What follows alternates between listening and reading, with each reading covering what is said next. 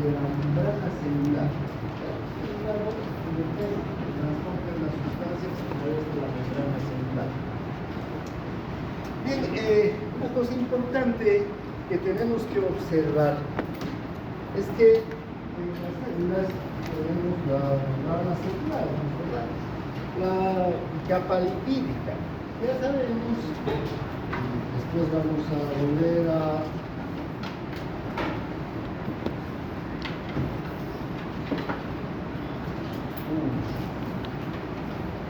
¿me puede sacar, por favor? Ya sabemos que la capa lipídica es una doble capa de fosfolípidos, ¿no? Y además de colesterol. Estos lípidos, los fosfolípidos y el colesterol, ¿qué utilidad tienen? Separan el líquido intracelular del líquido extracelular. Son dos líquidos diferentes.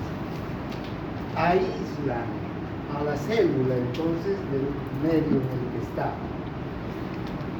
No permite el paso de sustancias hidrófilas o sustancias hidrosolubles, ¿no? Sí permiten el paso de sustancias liposolubles.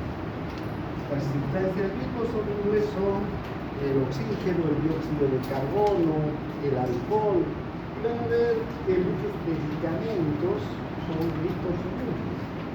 A nivel de farmacología, vamos a ver cómo los medicamentos pasan nomás a la membrana celular por los intersticios, por los espacios intermoleculares.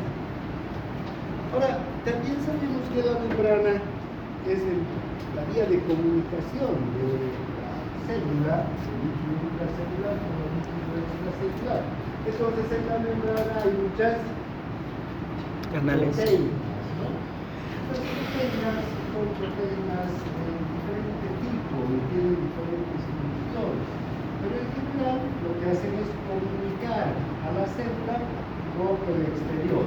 Hay proteínas que son canales, por ejemplo. Después vamos a analizar bien estas proteínas. Proteínas que son canales. Por ejemplo, canales para agua, acuaporinas. Entonces el agua circula a través de estas proteínas con relativa libertad. Se dice que las proteínas le dan una característica a la membrana de ser selectivamente permeable. ¿Qué quiere decir esto? Que hay momentos en el que el agua necesita pasar del líquido extracelular al líquido intracelular. Entonces las proteínas se abren. El canal se abre la puerta, ¿verdad? Para que entremos a clase.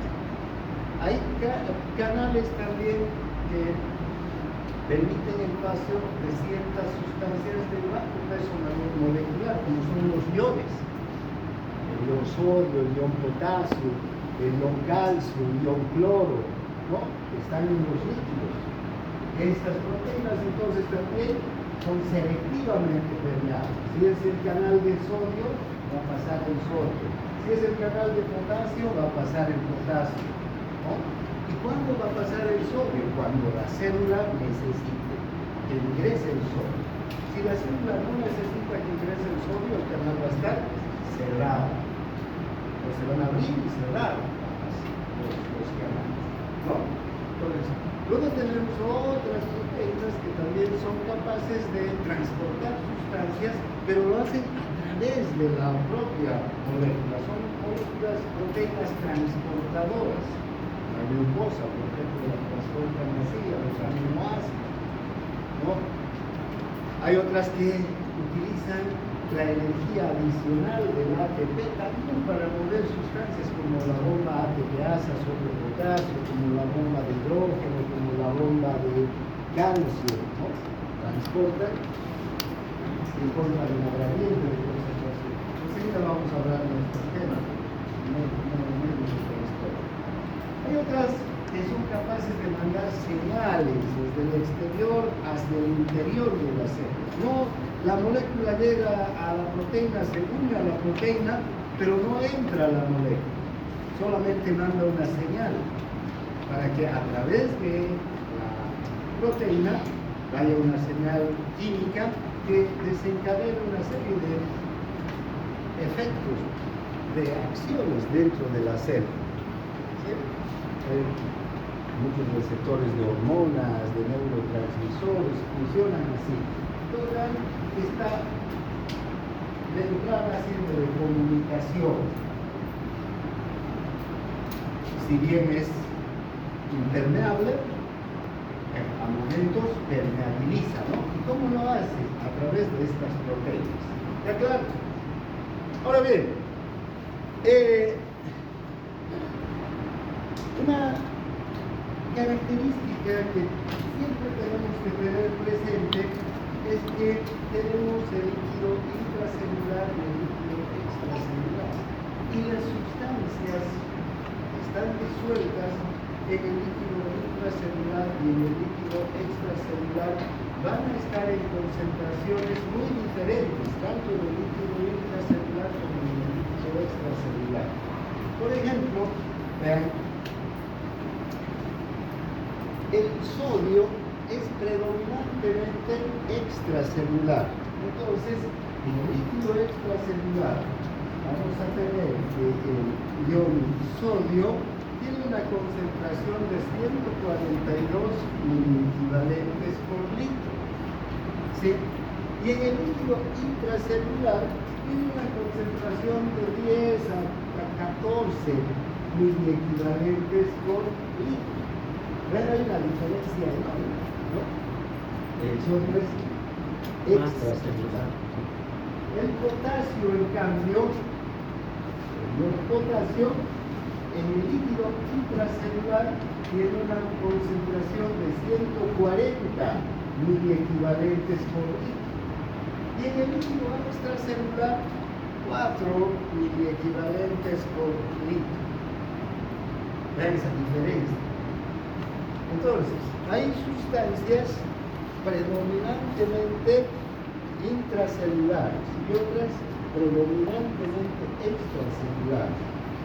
El cloro también es extracelular. ¿Cuánto tiene el cloro? 108 miliequivalentes litros. En cambio, en el interior, ¿cuánto va a tener?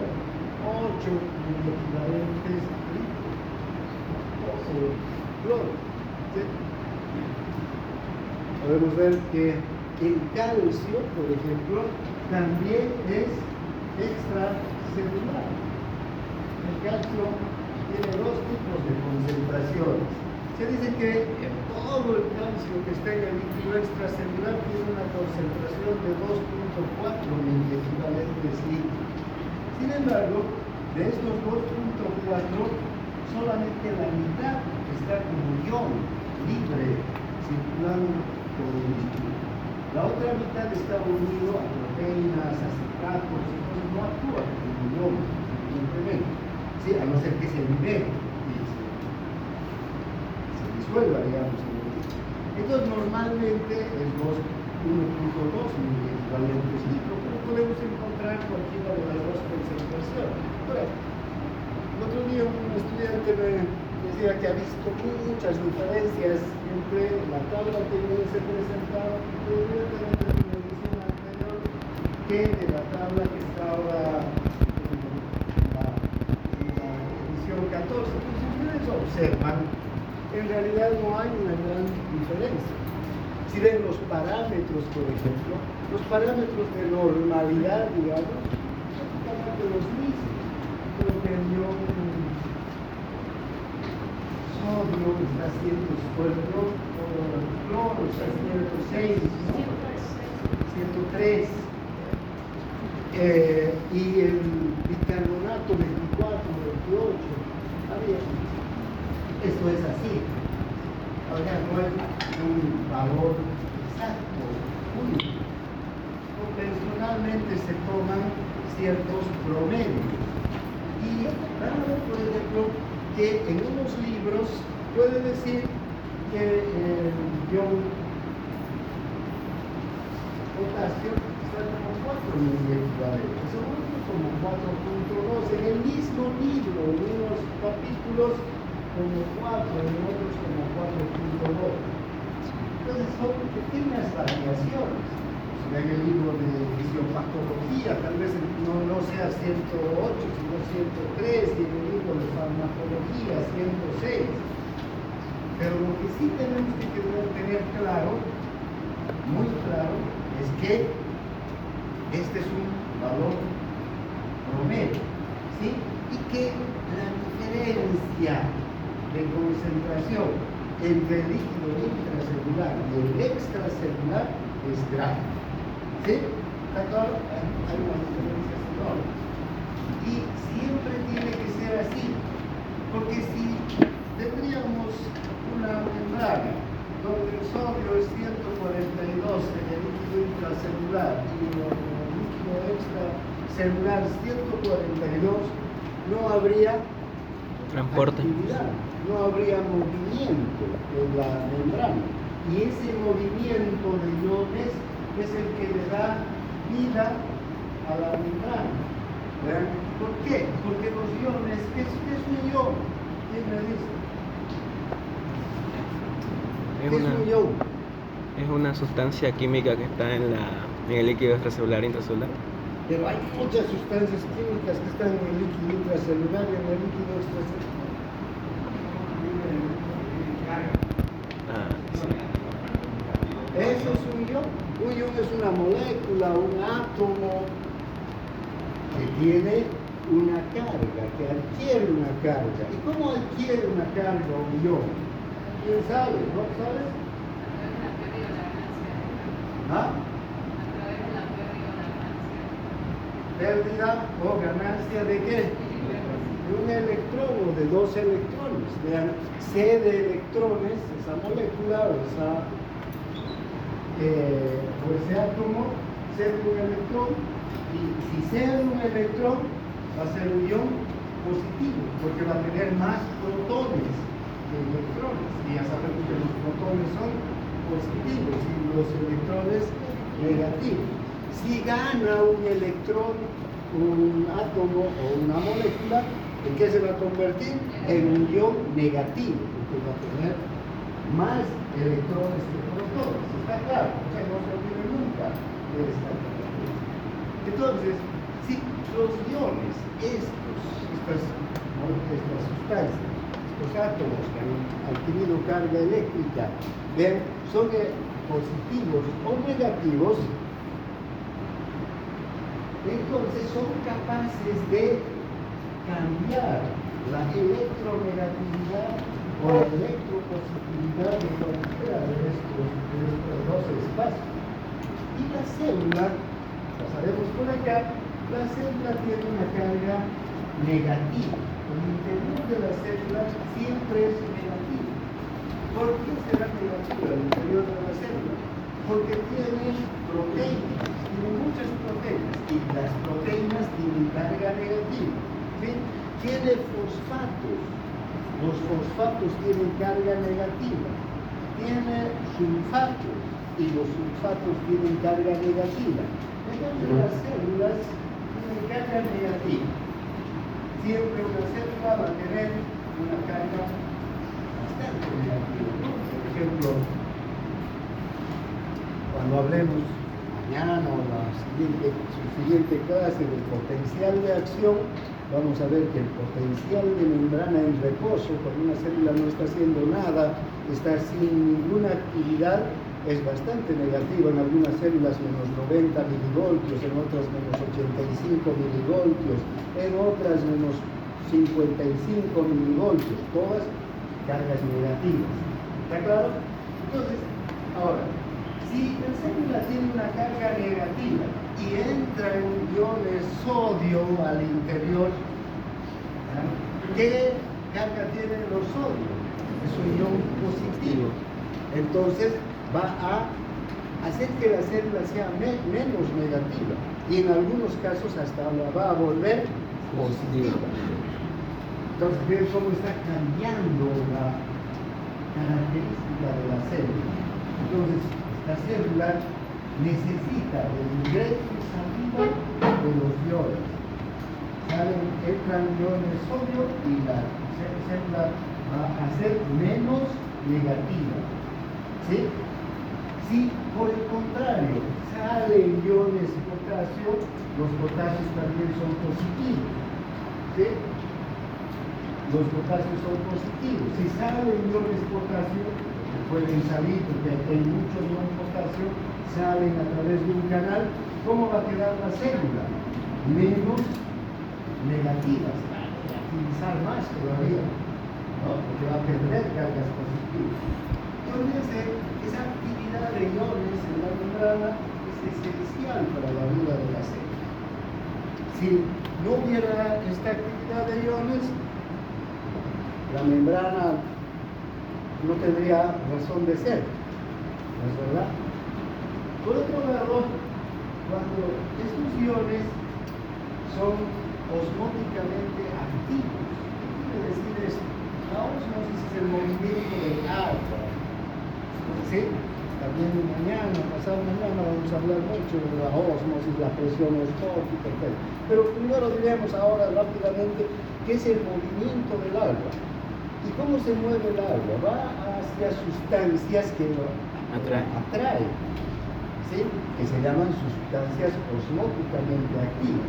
El sodio, el potasio, pero en especial el sodio y el cloro son muy osmóticamente activos, atraen agua. Entonces, cuando el sodio entra a la célula, detrás del sodio, ¿quién va a ir?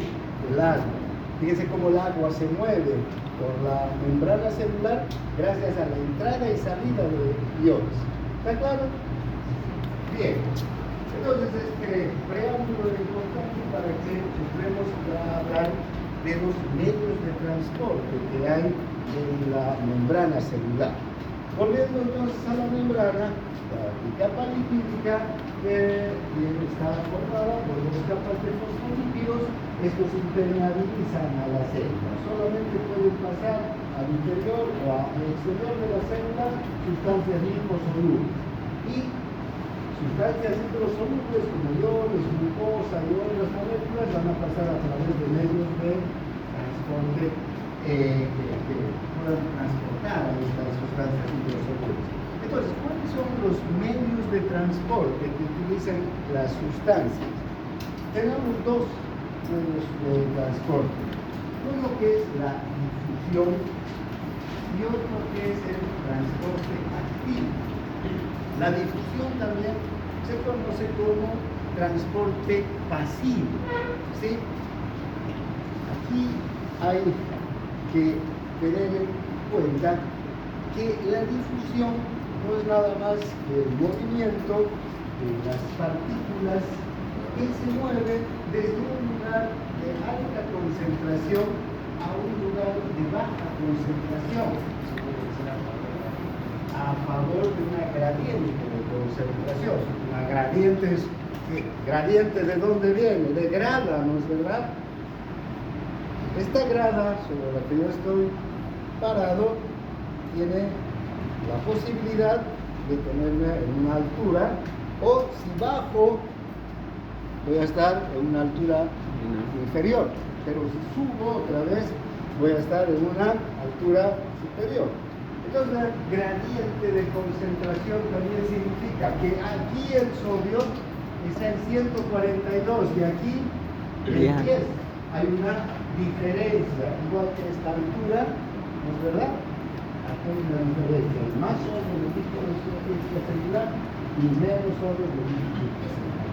Entonces la difusión se produce por el movimiento cinético de las partículas a favor de una gradiente de concentración.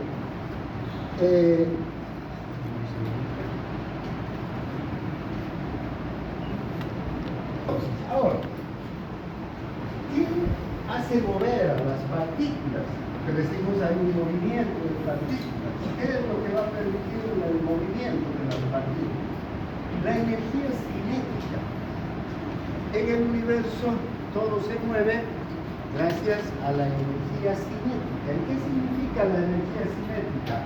El movimiento de las partículas que se impulsan por el choque que hay entre una y otra. Si yo tengo aquí un una partícula A y aquí una partícula B, y la partícula A se mueve en dirección de la partícula B y choca contra la partícula B, fíjense, la partícula A al chocar va a tener una dirección, y la partícula B, por ese impulso, va a ir en otra dirección. Además, la partícula B también tenía un movimiento, estaban los dos en movimiento y han chocado, y entonces van a tomar direcciones opuestas, diferentes. Esta va a ir a chocar con una partícula C, esta otra con una partícula B, y así sucesivamente. El choque de las partículas que están en un medio va a producir el movimiento de estas partículas. Cuanto mayor es la concentración de las partículas, mayor movimiento va a haber. Porque vean, si tengo en un frasco 1, 2, 3, 4, 5 partículas, estas partículas van a moverse y se van a encontrar esta con esta, van a chocar, esta va a salir hacia esta pared, va a chocar, va a rebotar, va a ir a esta otra pared, esta se va a encontrar tal vez con esta y se van a mover, y el movimiento ¿cómo va a ser? Lento, ¿no es verdad? Pero si tengo muchísimas partículas, entonces estas partículas se van a encontrar mucho entre sí, ¿no es verdad? Entonces van a chocar más frecuentemente entre sí contra las paredes del recipiente, y entonces el movimiento va a ser más intenso. Entonces, si yo tengo en un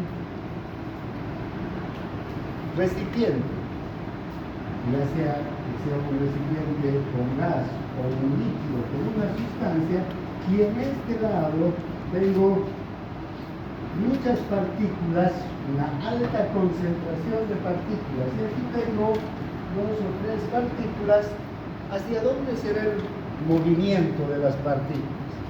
Estas van a chocar entre sí y van a tener un movimiento en este sentido, sí, pero estas van a chocar intensamente, y entonces el movimiento va a ser en aquel sentido. Van a avanzar estas partículas desde un lugar de mayor concentración hacia un lugar de menor concentración, a través de una gradiente entonces de concentración. Esto se logra solo con la energía cinética. El aire, el gas, está en el recipiente, puede pasar otro. ¿Han abierto alguna vez una llave de una garrafa? Cuanto más llena está la garrafa, más fuerza, fuerza sale el gas, ¿no? Cuanto menos llena está la garrafa, el gas se va saliendo poco, ¿no? Hay menos cantidad de gas que sale, porque hay menos partículas de gas que están chocando al interior de la garrafa. Entonces, por ejemplo, los gases, los iones, las moléculas que están disueltas en el agua están chocando permanentemente y se mueven por difusión. ¿Está claro? ¿Sí? A ver, hay algunos factores que van a influir en la velocidad de difusión. Cuanto mayor sea el número de partículas, la difusión va a ser más veloz, como les decía hace un momento, ¿no? Si hay muchas partículas en este lado y en este lado pocas, con velocidad se van a mover de un lado al otro. Otra situación que condiciona, y en los gases ocurre esto, es la presión parcial del gas. Y la presión parcial del gas también está determinada por la cantidad de moléculas de gas que están en un recipiente. Pero en los gases se llama presión parcial y se mide en milímetros de mercurio. Entonces, cuanto mayor sea la presión parcial del gas, mayor va a ser la velocidad de las moléculas. Ustedes han utilizado un inflador, ¿sí? Entonces, si apretan con, digamos, despacio, con mucha suavidad el inflador, ¿cómo va a salir el gas por la punta? Apenas, ¿no? Sí. Pero si ponen fuerza, están haciendo que haya mayor presión en la cámara de aire que tiene el inflador, y entonces el gas va a salir, el aire va a salir con mayor velocidad. ¿Está claro? Entonces también la presión parcial tiene mucho que ver. Y otro factor que tiene que ver son las cargas eléctricas. Tomen en cuenta estos tres factores. ¿Qué pasa si estas moléculas de aquí tienen carga eléctrica positiva y estas negativas? ¿El movimiento cómo será aquí? ¿Más lento o más rápido? Más rápido. Más rápido. ¿Por qué más rápido? Se atraen. Se atraen. Se atraen. Las cargas contrarias se atraen, ¿verdad? Entonces pueden ir con mayor rapidez estas moléculas de un lado al otro del recipiente. ¿Sí? En cambio, si los dos son positivos, dos sustancias diferentes son positivas, ¿qué va a ocurrir? Se van a repeler, ¿no es verdad? También entonces, la carga eléctrica, la electropositividad o electronegatividad, por favor, disculpe. Entonces, cuando hay un movimiento de partículas, digamos, este es el sodio, ¿no? Este es el ion sodio. Hay una alta concentración de partículas en el líquido extracelular y hay pocas en el líquido intracelular. Aquí hay 142 y aquí hay ¿cuántas? 10 a 14. ¿No? Del sodio. Entonces, las puertas de sodio, los canales de sodio están cerrados. Entonces aquí el sodio está chocando entre sí contra las paredes, ¿no? del compartimiento extracelular, y entonces ahí se mueve intensamente el sodio. Ahora, si se abre una puerta, un canal, ¿hacia dónde va a ir el sodio? Hacia el líquido extracelular. Va a ingresar a una gran velocidad el sodio, porque aquí hay una alta concentración y además, ¿qué carga tiene el líquido intracelular? Negativa. Tiene una carga negativa. Entonces vean cómo el sodio puede pasar a gran velocidad. ¿Qué sucede con el cloro? El cloro es negativo, pero hay una alta concentración. Entonces igual va a pasar, pero la velocidad de difusión va a ser ¿dónde mayor? ¿En el sodio o en el cloro? En el sodio. ¿Por qué? Porque tiene estas características. Por eso el sodio, cuando ingresa al líquido intracelular, en un milisegundo es capaz de cambiar la carga eléctrica de la célula y cambiar, despolarizarla o cargarla de energía eléctrica en un milisegundo. ¿Sí? Es un tiempo nada para nosotros, ¿no? Para la vida de la célula y para la actividad de la célula es un tiempo importante, digamos, ocurre un cambio. Entonces son características que tenemos que tener en cuenta. Entonces la difusión tiene esas características generales. Ahora, la difusión se puede dividir en dos tipos de difusión a su vez. En difusión simple o difusión facilitada.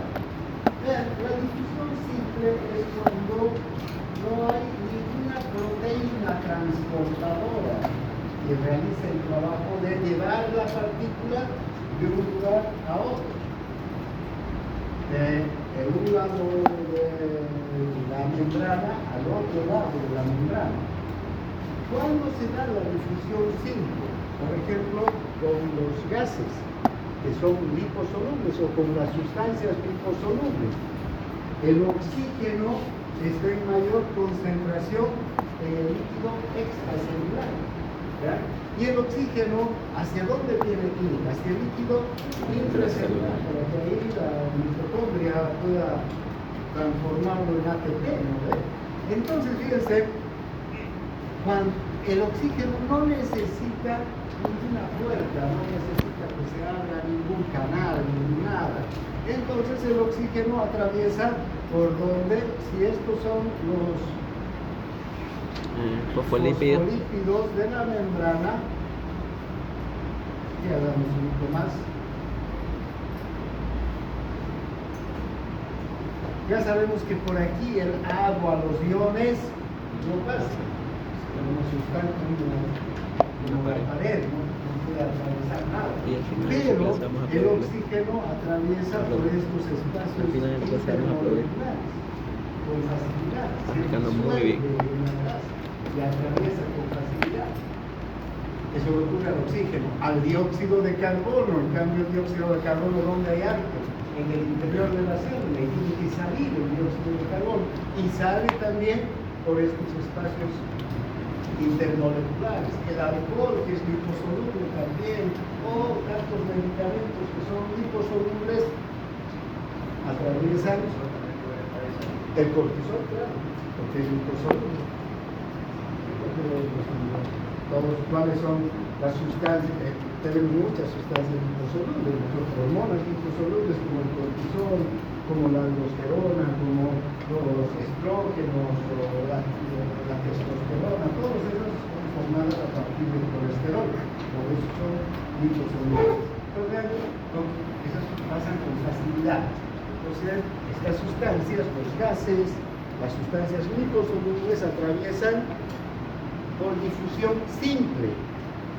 Otros que atraviesan por difusión simple son el agua. ¿El agua por dónde atraviesa? No atraviesa a través de espacios intermoleculares, ni hay una proteína que transporte el agua. Hay unos canales que están abiertos o cerrados, no sé, pero que cuando se abren dejan pasar el agua libremente, ¿no? También hay canales para los iones, el canal de sodio, el canal de potasio, el canal de cloro, el canal de calcio, que cuando están cerrados nadie pasa, pero cuando se abre pasa el ion, el sodio al interior y el potasio al exterior, porque fíjense, se cumple el principio de un lugar de mayor concentración a uno de menor concentración. En el potasio, mayor concentración a menor concentración. ¿Está claro? ¿No? Bien, entonces esa es la difusión simple. La difusión facilitada, en cambio, necesita una proteína transportadora. Esta proteína lo va a transportar a la sustancia a través de su propia estructura molecular. La difusión simple la utilizan las moléculas más pequeñas. El sodio, la urea, ¿no? El agua, que es la molécula más pequeña definitivamente, luego está la urea, el sodio, todos los iones que son moléculas muy pequeñas, de bajo peso molecular. En cambio, la difusión facilitada la van a utilizar moléculas más grandes. La glucosa, por ejemplo, necesita una proteína transportadora. Esta proteína transportadora, un GLUT se llama, proteínas transportadoras que están en la célula, en las células del organismo, que aprovechan la glucosa. Entonces, ¿qué hacen? La glucosa está en mayor concentración, ¿dónde? En el líquido extracelular. Digamos, está en una concentración de 90 miligramos por decilitro, ¿no? Entonces, ¿hacia dónde tiene que ir la glucosa? Hacia el líquido intracelular, donde hay nada de glucosa, digamos, porque ingresa la glucosa y se lo transforma, ya sea en ATP o en glucógeno para almacenar energía. Entonces, vean, la glucosa necesita unirse a una proteína transportadora. Esta proteína, una vez que la glucosa se une a ella, establece un enlace químico con la glucosa. Cuando se produce el enlace químico, va a ser otra sustancia prácticamente. Esta proteína va a adquirir otra característica y va a cambiar de configuración. Ese cambio de configuración hace que esta molécula por el interior de la proteína ingresen hacia la célula. Entonces lo está transportando. También se necesita, igual que en el caso de la difusión simple, que haya una mayor concentración en el líquido extracelular o intracelular, en cualquiera de los dos lugares, ¿no? Que haya mayor concentración.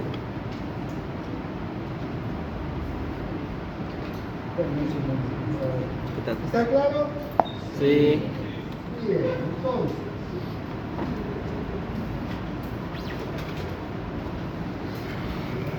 Tengo clase con pulpo, perro. ¿Qué hora es? ¿Quieren quedarse unos 15 minutos o tienen clases? Bueno, entonces, esperen. ¿No escucha iPhone? ¿Con quién? No, no hay lista. A ver, atienda eso. Entonces, hay muchas sustancias, con esto vamos a determinar la difusión facilitada, que se transportan por difusión facilitada. Está la glucosa, están los aminoácidos, por ejemplo, que se van a transportar gracias a este tipo de transporte. Proteína. Siempre, pero se requiere una mayor concentración. Esto determina, por ejemplo, una gran concentración de glucosa en el lado del líquido extracelular va a hacer que estas proteínas puedan meter glucosa al interior. Pero ¿qué ocurre si en un caso hipotético hubiera mucha glucosa en el líquido intracelular y poca en el líquido extracelular? Entonces, esta proteína no se va a activar para meter la sustancia. Fíjense, aquí, para terminar, ninguno de estos medios de transporte utiliza otra energía que no sea la propia energía cinética de las sustancias. Esa energía que hace que las sustancias se muevan gracias a que chocan unas con otras, las partículas. ¿No es verdad? Mañana vamos a ver el transporte activo. Allí en el transporte activo la situación cambia por completo, porque ahí ya se necesita una energía adicional, una energía que en la mayor parte de los casos lo dará el ATP, el adenosíntrifosfato. Este adenosíntrifosfato libera un fósforo de antienergía y hace que las proteínas transportadoras tomen una fuerza, digamos, adicional para transportar una sustancia en contra de un gradiente de concentración. Entonces, recuerdan que el sodio entra y cambia la carga eléctrica de la célula. La célula se va a quedar por siempre positiva. No, en el próximo milisegundo se va a negativizar y va a empezar a salir el sodio. El sodio tiene que salir otra vez hacia el líquido extracelular. ¿Y cómo sale? Con estos transportes activos. Se activan bombas ATPasas que utilizan la energía del ATP y llevan al sodio de un lugar de menor concentración a un lugar de mayor concentración. Mañana vamos a ver con detalle estos medios. Nos vemos mañana entonces.